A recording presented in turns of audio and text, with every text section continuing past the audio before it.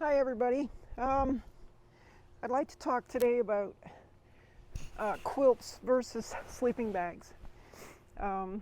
Which one is right for you, and which one should you get once you decide which way you want to go? Let's first just go through the preliminaries. A sleeping bag is a completely self-enclosed, like this would be closed right up and it would wrap right around you, as most people already know. The difference though is with a quilt, if you look at this one for example, it closes up at the foot, like about halfway down your calf. And what you do is zip it together. And different companies have different versions of this. Some of them have them already sewn in as a foot box. It's called a foot box. But this particular one is a convertible one where you can change it into a flat blanket or a quilt. And what you do basically is you turn that down, you put your feet into the little foot box, and from there on up you've got just almost like a flat blanket. And what you do with it is most quilts will have little snap-on pieces here where you can just simply snap these in and wrap them down around the pad. So this would go underneath the pad and it would come up and around here and it would clip onto your quilt. And that kind of reduces a lot of drafts, etc. Me personally, I use a quilt only because for me it's more comfortable. I'm a tosser and a turner all night. So for me, I prefer it because whatever you squish down underneath you with a sleeping bag will not in any way insulate you. So it's useless. Whatever's at the bottom, it's useless as far as insulating qualities go. Now draft, there's been some complaints about quilts with drafting because there might be a little gap between the quilt and the pad, and air might be getting in there. Different straps do different things. Some of them actually do it so they wrap right around you. Also, there's different straps that you can get that where you wouldn't attach it to the pad per se. You would wrap it around you, underneath you. So quilts are quite versatile that way. They can almost double as a sleeping bag. And I do have a sleeping bag here. I won't take it out. I just brought it out here just to talk about another part of quilts versus sleeping bags. I have a couple here. This one here is a 0 degree, probably the thickest down. This is 950 fill as well. And the same model, same type I have here, which is a 30 degree. It'll be going with me next year. Anyways, so then let's talk about pads, because we may as well talk about the entire sleep system combined. With the quilt, you really should have a sleeping pad underneath you. Sleeping pads come in various forms, self-inflating, like there's an air mattress type thing. There's like what I'm sitting on here, corrugated foam pads. There's all kinds of pads. This is personal taste. It's whatever you prefer. Me, I use a Thermarest. I have a couple of them. This one's a Neo AirX Lite. It has different insulating values. So be careful too. If you're building a sleep system and you decide on a quilt, make sure that you get the appropriate pad.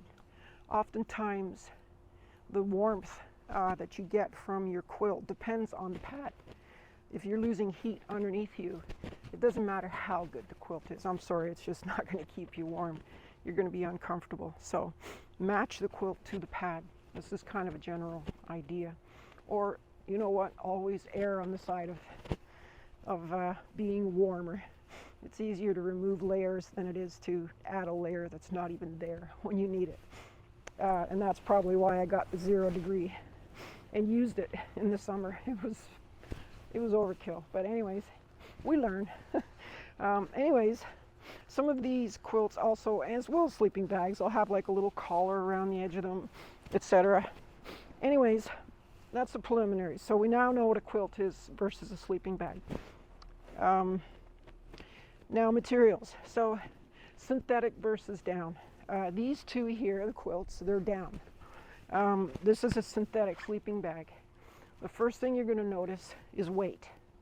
The weight is massive in a synthetic sleeping bag or a synthetic quilt versus a down.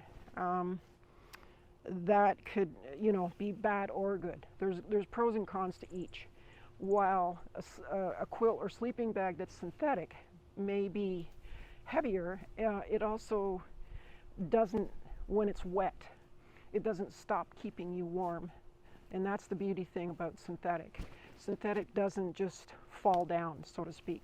I mean, this has a lot of loft. You can see that it's like 6 inches up off the pad.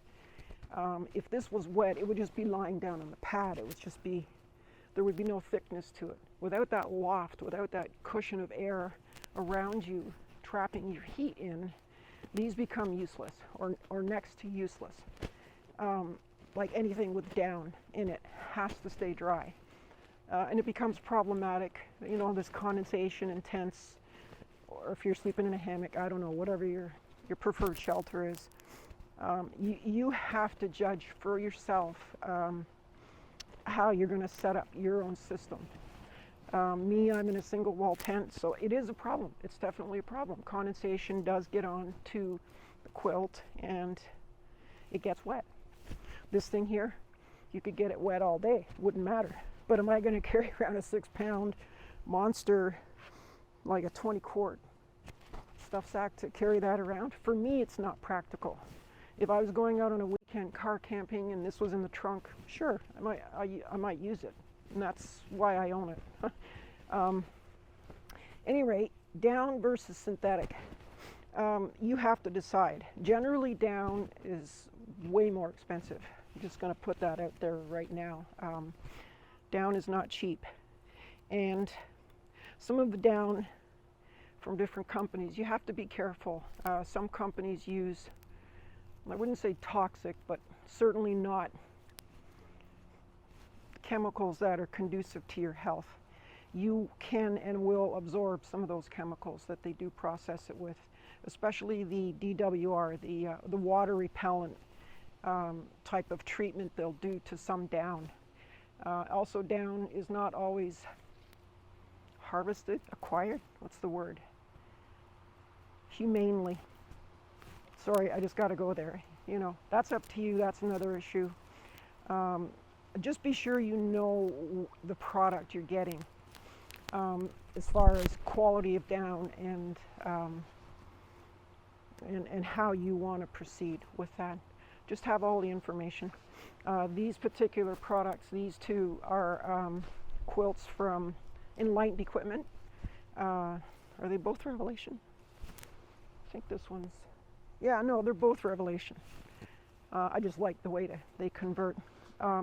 These are very humanely, the goose, the way they get the goose down is very humanely treated. The goose are anyways. And there's no, there's no surprises.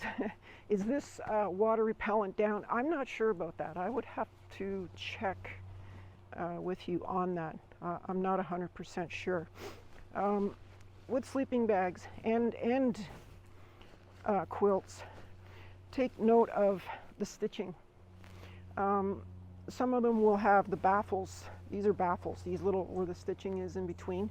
The down sits in between here, but sometimes it'll move down and away from you, or so be mindful of that. Wherever there's stitching, there's potential for a cold spot because it's very thin. The fabric is pinched and there's no down right there. So these are generally where you're going to lose your heat. You're insulating. So they go to great lengths, these companies, to stitch these in a certain way. See, for example, this here baffle, it's trapped here, it's squared off. So what's in this section will always stay in this section. This is a very clever design, by the way. And it's one of the reasons I went with this company. They're amazing at what they do. And that's why I bought a second one for next year. So be mindful of that. That is important. What else do I want to say about these? There's not really that much more to say about it. These pack up very small. As you see, this here is like 5-6 pounds. This here would compress down to about that. Do not ever leave anything with down in it compressed.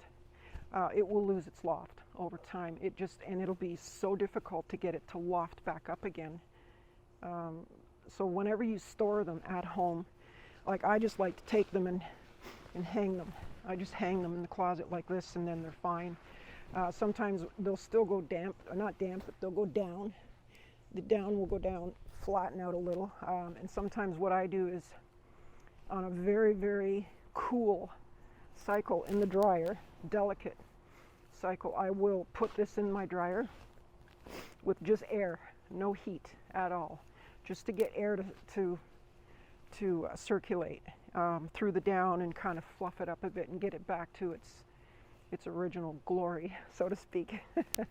But anyways, yeah, really, this is my take on sleep systems in general and down versus synthetic. I hope it helped you in some way. I'm not real good at explaining. I'm getting better though.